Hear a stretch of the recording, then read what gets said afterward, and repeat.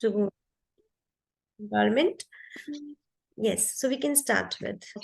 Okay. Thank you. First of all, I would like to thank you for starting this new theme because it's very important that we should have a motivation in our life. Because Yes, whenever we read the motivational story of other people, now we always get motivated. yes, And thank you so much for giving this opportunity. Because in the morning now, when I read your message that I am starting this a new series, तो I just want to share my story because जब भी अपने घर में होते हैं, friend के साथ होते हैं, हमारे मन में हमेशा होता है कि what we have struggled to get this job, लेकिन no one wants to listen क्योंकि सबके पास अपना अपना कुछ है. But we also always want to motivate others by our story. तो myself Sheetal Malik, or I am working as a TGT Science in Director of Education in New Delhi nowadays. And my journey, मुझे नहीं लगता था कि पहले इतनी motivating होगी, लेकिन जब मैंने अपना पूरा पास देखा तब मुझे लगा कि हाँ, ये किसी ना किसी को तो मोटिवेट कर सकती है, जैसे मैं अपने फ्रेंड्स को बताती हूँ. तो मैम मेरी जर्नी स्टार्ट होती है कि जैसे आफ्टर 12 जैसे हम करते हैं डाइट होता है ET elementary teacher education course in Delhi, वो मैंने किया था. And after that I got the job in a private school.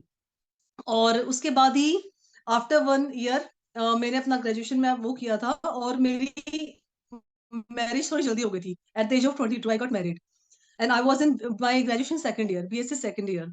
और ड्यूरिंग दैट टाइम ना I got a job in contract basis in MCD department, municipal corporation of Delhi department. तो सब settle था, ऐसा लगा था कि हाँ जॉब तो चल रही है एटलीस्ट साथ साथ ही, लेकिन वो फिक्स जॉब नहीं थी. और एक्चुअली दिल्ली में क्या होता है कि अगर आपके पास वो ईटी का डिप्लोमा है तो you must proceed for the government job, जो यहाँ पर काफी अच्छी मानी जाती है और है भी बहुत बढ़िया अपॉर्चुनिटी है तब. लेकिन जैसे ही कुछ गवर्नमेंट आई तो हमारा जो कॉन्ट्रैक्ट था वो टर्मिनेट हो गया किसी रीजन से, एंड आई वॉज जॉबलेस. और साइड बाय साइड मेरी बेटी भी हो चुकी थी उस टाइम पे, और मेरी ग्रेजुएशन हो चुकी थी. तो उस टाइम क्या होता है मैम कि जब आप मैरिज में होते हो, आपका बच्चा बहुत छोटा है, आपको पढ़ने का बिल्कुल भी टाइम नहीं मिलता. मतलब वही हालत हो गई थी, जिससे बुक उठाई बच्चे ने रोना शुरू कर दिया. और ये सभी के साथ होता है जो भी अभी स्ट्रगल कर रहा होता है ना अपने बच्चों के साथ में, अपनी जॉब को लेकर, अपनी पढ़ाई को लेकर. That it was the most difficult phase of my life कि बच्चे के साथ में पढ़ाई करना इज वेरी डिफिकल्ट तब. और फैमिली बैकग्राउंड एक्चुअली जो मेरे लॉस का था वो नौकरी वाला तो नहीं था, तो वो सपोर्ट तो करते थे, but finally you have to do the hard work. The side by side आपको सपोर्ट मिलेगा, but you will be the one that will do the hard work. आपको खुद ही करना पड़ेगी सारी चीजें. तो यही होता था मेरे साथ में. देन जब मेरी डॉटर थी 1.5 ईयर की, तब I join Mukherjee Nagar in Delhi. That is a famous centre hub. It is a main hub for the competitive exams. कि मेरे को था अभी 24-25 एज है, तो I must apply for the banking, SSC, teaching, जो भी वैकेंसी मिल जाए एटलीस्ट वो मिल जाए. And I think that is a most struggle face, क्योंकि 6 o'clock 7 o'clock से my classes started and till 6 PM तक वो क्लासेस लगातार होती थी. बेटी छोटी थी, उसको घर पे छोड़कर वहां पढ़ना, बीच बीच में उसका फोन आता था कि भी बीमार हो गई है, कभी कुछ हो गई है.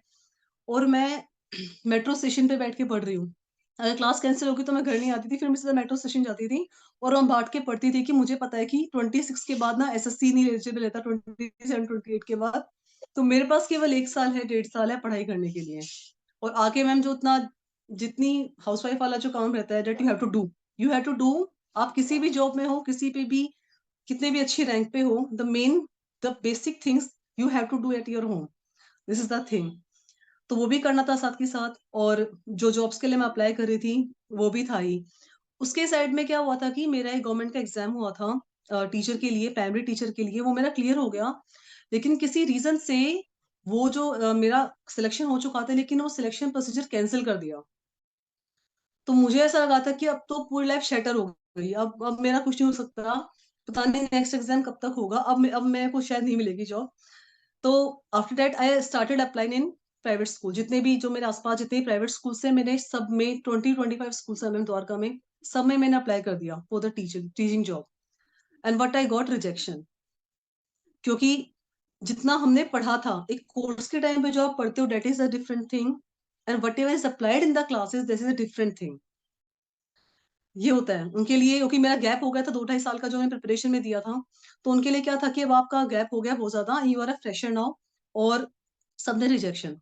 इंटरव्यू में जो पूछते हैं, आई ऑल्सो फील नर्वस, क्योंकि इंटरव्यू मैं नहीं कहूंगी मेरा बहुत 100% हुआ था, बहुत नॉर्मल इंटरव्यू होता था, लेकिन होता है अभी जितने भी आप जॉली फोनिक्स के लिए इतने अच्छे कोर्सेज करवाते हो, लेकिन जब स्कूल में जाते हैं तो कहीं ना कहीं किसी ना किसी को रिजेक्शन पक्का मिलता होगा। तो बिल्कुल भी घबराना नहीं इस चीज के लिए। हमें रिजेक्शन से एक चीज सीखने को मिलती है कि हमारी मिस्टेक कहाँ पर थी, ये हम्म। मैंने सीखी। उन इंटरव्यू से मैंने सीखा कि इन प्राइवेट स्कूल्स को चाहिए क्या, इनको टीचिंग प्रोसेस किस टाइप का चाहिए, वो मुझे क्लियर हो गया इनको। नेक्स्ट ईयर दोबारा सारे इंटरव्यूज के लिए मैंने सारा again I applied for all the interviews, और मैंने वेट किया। एंड एक चीज मुझे उस बात से पता चली कि जो होता है ना हमारी लाइफ में सबसे अच्छे के लिए होता है। अगर मेरा वो सिलेक्शन रिजेक्ट हुआ था, जो 1-1.5 साल का मुझे टाइम मिला था, जितनी मैंने स्ट्रगल की है ना वो सारी मेरी सक्सेसफुल हो गई थी। क्योंकि एक मैम अप्लाई करने के तुरंत बाद ही मेरा जो रिजल्ट कैंसिल हुआ था वो दोबारा आया, मेरा सिलेक्शन हो गया उसमें। And I was so happy. जब कैंसिल हुआ था तब भी मैं रो रही थी, और जब दोबारा मेरा रोल नंबर आया तब भी मैं इतनी रोई कि यकीन नहीं हुआ मुझे कि रिजल्ट दोबारा आ गया। और उससे पहले तक ना मेरे हर चीज कैंसिल, प्राइवेट स्कूल में नहीं हो रहा था, केवीएस का दिया था उसमें भी नहीं हुआ। फाइनली जब इसमें सिलेक्शन हुआ डीएसएसबी में, दिल्ली में डायरेक्टर ऑफ एजुकेशन में, मेरा केवीएस का जो था वो भी, इसमें मेरा सिलेक्शन हुआ। मुंबई इंटरव्यू देने के लिए गई थी, उसमें मेरा सिलेक्शन हुआ, उससे मुझे वेस्ट बंगाल का स्कूल मिला। और फिर जैसे जैसे इसका प्रोसीजर चल रहा था उस टाइम पे 2-3 एनके बगरोडिया स्कूल है द्वारका में, काफी अच्छा स्कूल है, मैक्सफोर्ड था, क्योंकि मुझे अब उनका प्रोसीजर पता चल चुका था कि इनको ये चाहिए। अब उसके बाद मैं इंटरव्यू उसी लेवल का देकर आई थी, और मेरा उन सब में भी हो गया था। तो 1-1.5 साल जो मेरा रिजेक्शन में था उससे जी। मुझे इतना कुछ सीखने को मिला मैम। मुझे याद है कि मेरे एक इंग्लिश के सर थे, जब मैं मुखर्जी नगर कोचिंग लेती थी, अभी वो दृष्टि में इंग्लिश के टीचर हैं, राहुल अग्निहोत्री सर। बहुत ही अच्छे टीचर है वो। तो वो क्लास के टाइम पे हमेशा क्लास से पहले 10-15 मिनट हमारा नॉर्मल सेशन लेते थे कि why getting a job is very important in your life. तो वो कुछ बता रहे थे ऐसी फैमिली के कि आप अगर आप मैरिड हो तो that is more important, because it gives you the stability and respect in a family at a different level when you have a job. Yes it is. Yes. तो आई स्टार्टेड क्राइंग, क्योंकि मुझे पता था कि मैं किस level से बहुत गुजर रही हूँ। और अभी 12th फेल जो मूवी आई थी, तो वो जो मुखर्जी नगर का पूरा था ना, वो मेरी लाइफ के एक, मुझे लगा था कि वो मेरा वो पूरा साइकिल चल रहा है और मैं पूरी मूवी में रोती रही थी उस टाइम पे भी क्योंकि वो फेस हमने भी देखा था हम्म। कि कोचिंग ले जा रहे हैं, कोचिंग ले जा रहे हैं, लेकिन कुछ हो नहीं रहा था। तो फिर सर ने कहा था कि बेटा कोई बात नहीं, लाइफ में सबके साथ कुछ ना कुछ फेजेस जरूर आते हैं, आप मेहनत करते रहो, शायद आपको रिजल्ट मिल जाएगा। और यही हुआ कि जैसे ही मेरा रिक्रूटमेंट लेटर जिस दिन आया था, मैंने सर को सबसे पहले व्हाट्सएप भेजा था कि सर आई गॉट सेलेक्टेड, और सर का उसी टाइम मैसेज आया था। Listening to this, even I have tears in my eyes. How happy उस I दिन आया था कि कॉन्ग्रेचुलेशन बेटा। फिर am. उसके बाद जैसे ही मेरा केवीएस का आया, केवीएस का रिक्रूटमेंट साथ साथ ही एक हफ्ते के अंदर उसका भी रिक्रूटमेंट लेटर मेरे पास आया। वो भी मैंने सर को फोटो क्लिक करके भेजा, मैंने कहा सर वन मोर। तो सर ने फिर किया कि बेटा यू आर, मतलब मैं इतना खुश हूँ शायद किसी भी इसके लिए कि पूरी बैच में एक मैं ही मेरिट थी बाकी सब 23-24 के अनमेरिड बच्चे थे, एक मैं ही मेरिट थी और मेरी बेटी थी उस टाइम पे। तो हम्म। उनको था कि इसका हो जाए किसी तरह, क्योंकि ये बहुत ज्यादा स्ट्रगल कर रही है उसमें। तो उसके बाद मैम फिर मैंने ज्वाइन कर लिया अपना। और ज्वाइन करने के बाद शायद जितना मैंने सीखा उस टाइम पे, एक प्राइवेट स्कूल में मैंने किया भी था, जब तक मैं ज्वाइनिंग प्रोसेस था मैंने 6 महीने के लिए प्राइवेट स्कूल भी ज्वाइन किया था कि एटलीस्ट मैं शार्प होती रहूंगी जितने उसमें। और हम्म। उसी में मुझे सीखने के लिए बहुत कुछ मिला। तो बस मैं ये कहना चाहूंगी, जहां सीखने के लिए मिलता है ना, वो 3 इडियट वाला डायलॉग, ज्ञान हर जगह बट रहा है, श्वेता मैम की तरह है, जो बांटती है ना हर जगह ज्ञान, बस ले लो जितना हो सके हम भी आपसे ज्ञान लेने के लिए आए थे मैम, जो आपका बहुत सारी आपने कोविड के टाइम पे सीरीज चलाई थी, तब शायद मैं आपसे मिली थी इस टाइम पे। जी फिर बिल्कुल हमारा, बिल्कुल। हाँ, आज भी मैं तब यही सोचती हूँ कि मैं कितना सीख सकती हूँ। और बस बिल्कुल ये बिल्कुल है मैम। कि जो मैं सीखती हूँ तो मुझे पसंद है कि मैं उसको कितना मैं शेयर कर पाऊँ। और थैंकफुली मुझे ये फैमिली मिली है क्रिएटिव माइंड्स एकेडमी के थ्रू, जहाँ पर मैं शेयर करती हूँ। और ये मुझे जो प्यार मिलता है, जो ब्लेसिंग्स मिलती हैं, that given me another world of happiness, and yes ma'am. It's a part of my life मतलब। मुझे याद है आपका वो, आपने शायद एक हमारा सेशन चल रहा था तो उसमें आपने अपनी जर्नी पूरी शेयर यस। की थी। यस। हाँ मुझे याद है कि कैसे आपने अबेकस क्लास से स्टार्ट किया था, उसके जी। बाद आपने इंस्टीट्यूट वाला जो, मुझे अब तक पूरा बायो, क्योंकि मैं, मुझे क्या था मैम, मैं एक चीज बड़ी पढ़ती थी, प्रतियोगिता दर्पण एक मैगजीन आती है, दर्पण, जी, जो शायद जी। सारे कंपटीशन वाले पढ़ते हैं। मेरा सबसे एक पहला काम होता था कि उस मैगजीन में 2 इंटरव्यू आते थे हर महीने, जो यूपीएससी सिलेक्टेड बंदे होते थे ना। अब यूपीएससी तो हमने क्रैक नहीं करना था, वो तो हमारे लेवल का थोड़ा ऊपर का था। लेकिन जो उनकी मोटिवेशन स्टोरी थी ना, मुझे वो पढ़नी बहुत पसंद थी। हुँ। अभी तक भी मतलब जहां मुझे मैगजीन मिलती है, सबसे पहले मोटिवेशनल स्टोरी पढ़ती हूँ, क्योंकि एक एक मोटिव आपको जरूर आज चाहिए के पुश बाद करने के आपकी लिए। मोटिवेशनल स्टोरी लोग यहाँ पर देखेंगे और वो भी इंस्पायर होंगे। I will be happyful and grateful for that ma'am, कि किसी के एटलीस्ट किसी की लाइफ में आए कि अगर आपको एक्चुअली स्कूल से रिजेक्शन मिल रहे हैं। मुझे ये आइडिया इसलिए भी आया क्योंकि जब हम बहुत बड़े लोगों की स्टोरीज पढ़ते हैं ना, तो कहीं ना कहीं हम उतने मोटिवेट हो नहीं पाते क्योंकि हम उससे खुद को नहीं रिलेट कर पाते। ये प्लेटफॉर्म बिल्कुल। पे इसको लाने का मेरा मेन जो मकसद है वो ये है कि जो हाउस वाइफ्स हैं, जो नॉर्मल लेडीज हैं, वो जब इन स्टोरीज को देखें कि हम्म। नॉर्मल एक नॉर्मल अगर कोई लेडी कर सकते तो हम्म, मैं क्यों नहीं कर सकते। तो बिल्कुल बिल्कुल मैम। आप और मैं ऐसे फिगर्स है कि हमसे लोग रिलेट कर पाएंगे क्योंकि हमने बहुत लो लेवल से स्टार्ट किया, और अगर हम कर पाए तो फिर और कोई भी कर सकता है, क्यों नहीं कर सकता है। बिल्कुल। और एक और मैं बात उसके बाद मैम, अब हम ये कहते हैं कि हम जॉब में होते हैं तो पढ़ने का टाइम नहीं मिलता, बच्चों के साथ नहीं मिलता। मैं इसमें भी शेयर करना चाहूंगी कि जब मैंने 2017 में I joined as a PRT in director of education, तो अभी हमारे वैकेंसीज निकलती रहती है, वैकेंसीज आउट होती है फॉर टीजीटी एंड पीजीटीज। तो अभी 2021 में 22 में मैंने I applied as a TGT science.